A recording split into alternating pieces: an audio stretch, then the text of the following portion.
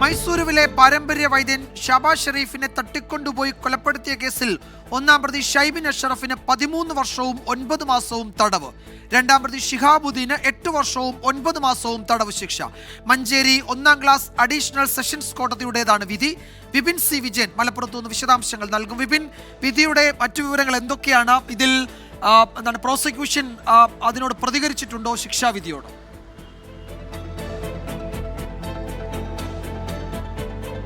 വിജയകുമാർ, ഇതിൽ പ്രോസിക്യൂഷൻ ഇപ്പോൾ പ്രതികരിച്ചിട്ടുണ്ട്.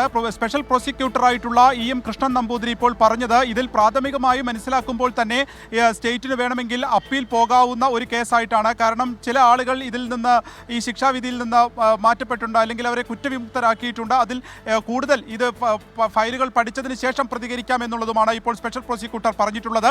ഒപ്പം തന്നെ ഏറെ കോലിളക്കം സൃഷ്ടിച്ചിട്ടുള്ള ഈ ഷാബാസ് ഷെരീഫ് വധക്കേസിലെ ശിക്ഷാവിധി ഇങ്ങനെയാണ്. ഓരോ കുറ്റങ്ങൾക്കും പ്രത്യേകം തന്നെ ശിക്ഷ അനുഭവിക്കണം എന്നുള്ളതാണ് എടുത്തു പറയേണ്ട ഒരു കാര്യമുള്ളത്. അതിൽ ഒന്നാം പ്രതിയായിട്ടുള്ള ഷൈബിൻ അഷറഫിന് മൊത്തം 13 വർഷവും 9 മാസവുമാണ് തടവ് ശിക്ഷ. ഗൂഢാലോചനയ്ക്ക് 2 വർഷം, തടവിൽ പാർപ്പിക്കൽ 3 വർഷം, മനഃപൂർവ്വമല്ലാത്ത നരഹത്യ 8 വർഷം, തെളിവ് നശിപ്പിക്കുന്നതിന് 9 മാസം. ഒപ്പം തന്നെ 2,45,000 രൂപ പിഴയും ഒടുക്കണം. രണ്ടാം പ്രതിയായിട്ടുള്ള ഷിഹാബുദ്ദീന് 8 വർഷവും 9 മാസവുമാണ് ശിക്ഷ. 60,000 രൂപയാണ് പിഴയൊടുക്കേണ്ടത്. ആറാം പ്രതിയായിട്ടുള്ള നിഷാദാണ് ഈ കേസിൽ പ്രതി ചേർക്കപ്പെട്ടുള്ള മൂന്നാമത്തെ ആള്. ഇയാൾ 5 വർഷവും 9 മാസവും തടവ് അനുഭവിക്കണം. ഗൂഢാലോചനയ്ക്ക് 2 വർഷവും, തടവിൽ പാർപ്പിക്കൽ 3 വർഷം, തെളിവ് നശിപ്പിക്കൽ 9 മാസം. ഇങ്ങനെയാണ് ശിക്ഷ. ഒപ്പം തന്നെ 30,000 രൂപ പിഴയും ഒടുക്കണം. ഈ തുക ഇവരുടെ ഷാബാസ് ഷെരീഫിന്റെ കുടുംബത്തിന് കൈമാറണം എന്നുള്ളതുമാണ് ഈ സുപ്രധാന വിധി ഉണ്ടായിരിക്കുന്നത്.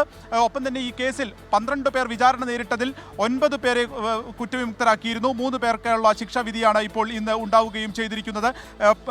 ഈ കേസിന്റെ ഒരു തുടക്കം എന്ന് പറയുന്നത് 2019 2019 മൈസൂരിലെ പാരമ്പര്യ വൈദ്യനായിരുന്ന, അവിടുത്തെ ഒറ്റമൂലി ചികിത്സകനായിരുന്ന ഷാബാസ് ഷെരീഫിനെ ഷൈബിൻ അഷറഫിന്റെ സംഘം അവിടെ നിന്ന് നിലമ്പൂരിലെ മുക്കട്ട വീട്ടിലേക്ക് തട്ടിക്കൊണ്ടുവരികയായിരുന്നു. ലക്ഷ്യം ഈ ഒറ്റമൂലിയുടെ രഹസ്യം അറിയുക, അങ്ങനെ ആ രഹസ്യം വെച്ചുകൊണ്ട്, ആ കാര്യം വെച്ചുകൊണ്ട് തന്നെ ഇവിടെ വിപണനം നടത്തി പണമുണ്ടാക്കുക, ഇതായിരുന്നു ലക്ഷ്യം. പക്ഷേ 1 വർഷത്തോളം അതിക്രൂരമായി തടവിൽ പാർപ്പിച്ച് പീഡിപ്പിച്ചിട്ടും ഈ ഒരു ഒറ്റമൂലിയുടെ രഹസ്യം ഷാബാസ് ഷെരീഫ് കൈമാറിയില്ല.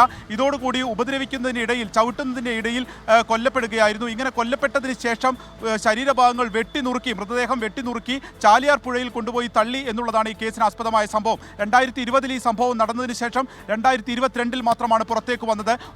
ഒരു മൃതദേഹമോ അതിൻ്റെ അവശിഷ്ടങ്ങളോ ഒന്നും ലഭിക്കാത്തത് കൊണ്ട് പോസ്റ്റ്മോർട്ടത്തിൻ്റെ ആനുകൂല്യം പോലും ഇതിൻ്റെ കേസിൻ്റെ വിചാരണയിൽ ഒരു അനുകൂല ഘടകമായില്ല. അതുകൊണ്ട് തന്നെ ശാസ്ത്രീയ തെളിവുകളാണ് പ്രധാനമായും ഈ കേസിനെ സംബന്ധിച്ച് ഉണ്ടായത്. അതിൽ ഒരു മുടിനാരിഴ, ഈ ഷൈബിൻ അഷറഫിൻ്റെ വാഹനത്തിൽ നിന്ന് കിട്ടിയ ഒരു മുടിനാരിഴയും അതിൻ്റെ പ്രത്യേകമായി നടത്തിയ DNA പരിശോധന, ഒപ്പം തന്നെ 7ാം പ്രതിയായിട്ടുള്ള നൌഷാദ് മാപ്പ് സാക്ഷിയായി മാറി. അയാളുടെ ഫോണിൽ ഈ ഷാബാസ് ഷെരീഫിനെ തടങ്കൽ പാർപ്പിച്ച് ഉപദ്രവിക്കുന്നതിൻ്റെ ദൃശ്യങ്ങളും ഉണ്ടായിരുന്നു. ഇതാണ് ഈ കേസിൽ ഏറ്റവും നിർണായക തെളിവായത്. അതുകൊണ്ട് തന്നെ ഇതിൽ കൊലക്കുറ്റം തെളിഞ്ഞിരിക്കുന്നു, ഗൂഢാലോചന തെളിഞ്ഞിരിക്കുന്നു. അതിലെ ശിക്ഷാവിധിയാണ് ഇന്നിപ്പോൾ മഞ്ചേരി 1ാം ക്ലാസ് അഡീഷണൽ സെഷൻസ് കോടതിയുടെ ഭാഗത്ത് നിന്ന് ഉണ്ടായിരിക്കുന്നത്. ഇനി സർക്കാർ ഈ കേസിൽ അപ്പീൽ പോകുമോ എന്നുള്ള കാര്യങ്ങളാണ് ഇനി അറിയേണ്ടത്. ഒപ്പം തന്നെ 1ാം പ്രതിയായിട്ടുള്ള ഷൈബിൻ അഷറഫിന്റെ ഭാര്യ ഫസ്നി അടക്കം 9 പേരെയാണ് ഈ കേസിൽ വെറുതെ വിടുകയും ചെയ്തത്. വിജയകുമാർ. വിപിൻ സി വിജയനാണ് വിവരങ്ങൾ നൽകിയത്. പ്രോസിക്യൂഷൻ അപ്പീൽ നൽകാൻ സാധ്യതയുള്ള കേസാണ് എന്ന് സ്പെഷ്യൽ പ്രോസിക്യൂട്ടർ അറിയിച്ചിട്ടുണ്ട്. കാര്യത്തിൽ തീരുമാനം ഉടൻ ഉണ്ടാകുമെന്നാണ് അദ്ദേഹം വ്യക്തമാക്കിയത്.